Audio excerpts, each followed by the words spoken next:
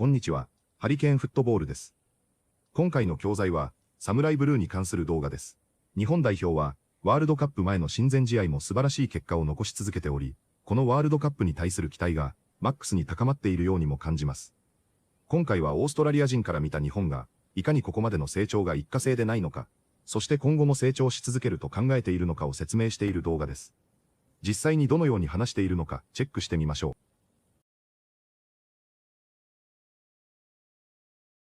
Japan are the most underrated team in world football. By a long way. I used to think that I was blowing too much smoke up their backside. I'm an Australian after all, and I've sat here year after year watching the Blue Samurai dominate my country with every World Cup qualification cycle. But no, they're genuinely a top footballing country now. Their perception though, outside of Asia, still lags well behind what they're capable of producing on the pitch, and I think I know the reasons why. Asia, the AFC, is far from FIFA's strongest international confederation. It lacks the players, it lacks the interest, and it lacks the web of top-tier countries that typically divert international attention toward European and South American tournaments and qualifiers. Straight off the bat, this means that the Japanese national team just doesn't carry the same level of familiarity to international audiences as even mid-tier European or South American countries. For example, whilst Japan is a regular finalist for the Asian Cup and also rarely loses during World Cup qualification, who outside of Asia is watching these matches? And who outside of Asia is impressed to hear that Japan beats Australia or South Korea or Iran or Saudi Arabia for the 5th time in as many matches? See, that's another thing.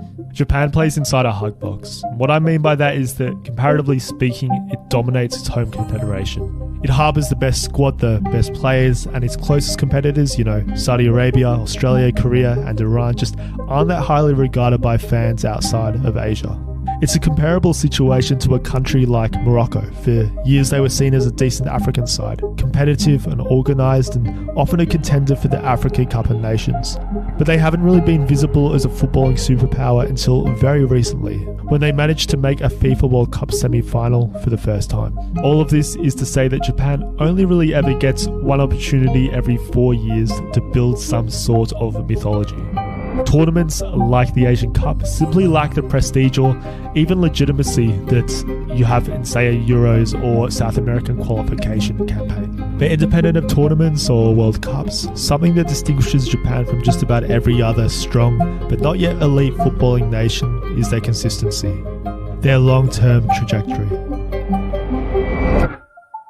Back in the 90s, football wasn't even the country's main sport.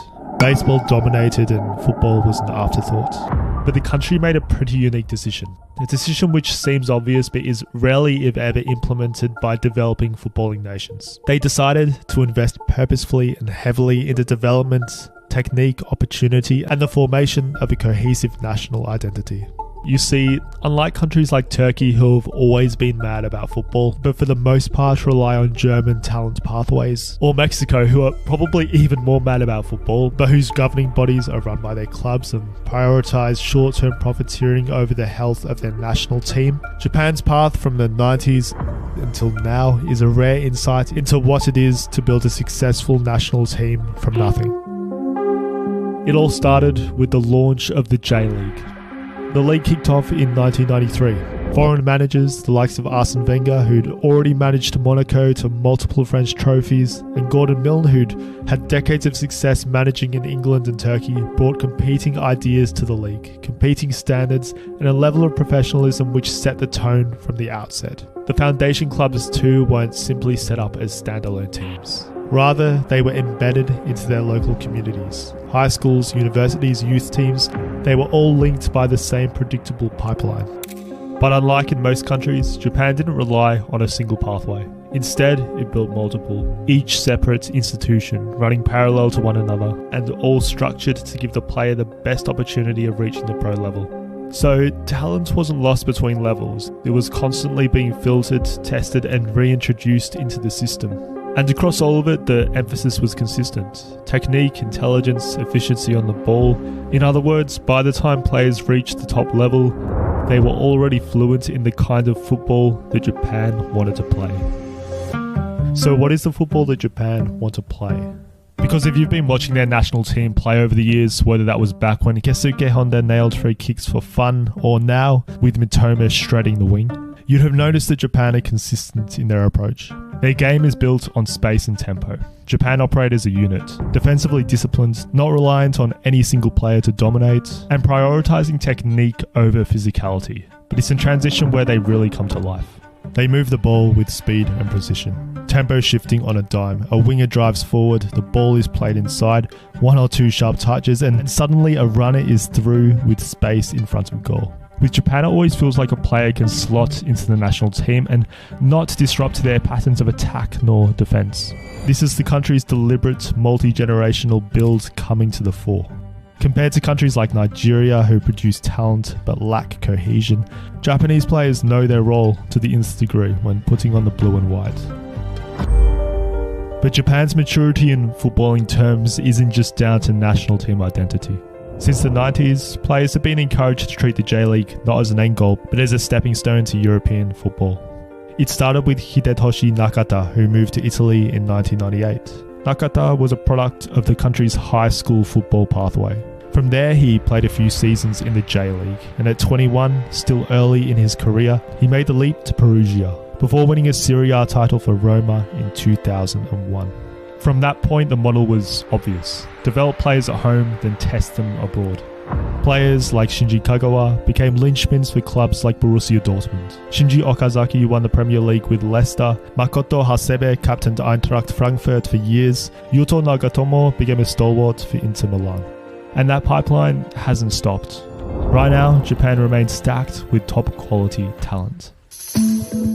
Here are just a few names. Kaoru Mitoma at Brighton. He burst onto the Premier League scene in 2022. His ball control so elite that he based his university thesis on the art of dribbling. Takefusa Kubo at Real Sociedad. He's one of their most important offensive weapons. Ritsu Doan at Frankfurt. He's another talented winger who has performed consistently in the Bundesliga for several seasons now. Daichi Kamada at Crystal Palace, an attacking midfielder who has just come off his best season yet.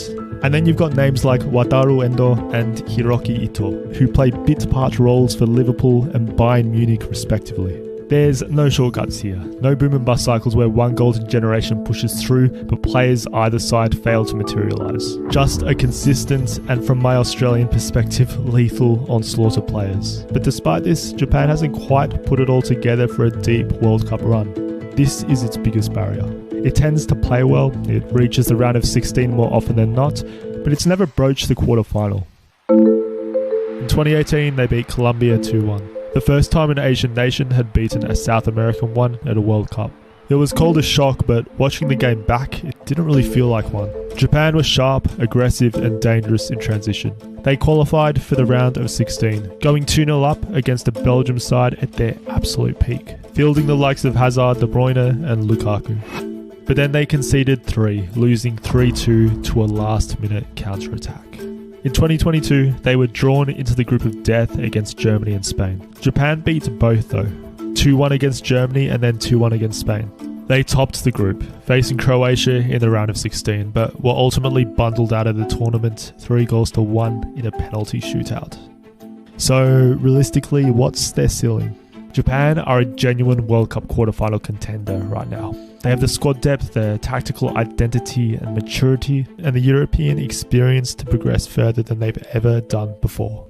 Their build has been slow and fairly invisible, which is a big reason as to why they're so undervalued right now. But this has been a multi-decade project for them. They don't rely purely on golden generations nor superstar talent, so their fundamentals are uniquely strong, and because of that, their ceiling is higher than just about any other developing football nation. 次は解説です。今回は解説したい表現やボキャブラリーも多くありましたが、いくつかピックアップして解説しています。それでは本日の解説をチェックしてみましょう。I used to think that I was blowing too much smoke up their backside. この表現は、相手をおだてるという意味のスラングです。直訳すると、お尻に煙を吹き込むというかなり変わった表現ですが、ここでの煙は中身のない言葉を表しています。つまり本心ではない褒め言葉で相手をいい気分にさせるというイメージです。日常会話では、相手が褒めすぎていると感じた時によく使われます。また自分自身について褒めすぎていたかもしれないという時にも使えます。かなりカジュアルで少し下品なニュアンスがあるのでフォーマルな場では避けましょう。イギリス英語ではバックサイド。アメリカ英語ではアースがよく使われます。I used to think that I was blowing too much smoke up their backside. I used to think that I was blowing too much smoke up their backside. Still lags well behind what they're capable of producing on the pitch. ラグビハインドは何かに遅れを取るという意味です。ポイントは単に遅いだけでなく、比較対象に対して追いついていないということです。例えば評価が実力に追いついていない場合にも使えます。スポーツでは実力と世間の認識に差があるときに便利です。ビジネスでは売上や技術が競合に遅れているときにも使われます。日本語でラグが遅れているというと二重表現っぽくなるので注意です。評価が追いついていない、遅れを取っていると訳すと良いです。Still lags well behind what they're capable of producing on the pitch. Still lags well behind what they're capable of producing on the pitch to build some sort of mythology. mythology は本来神話や神話体系という意味です。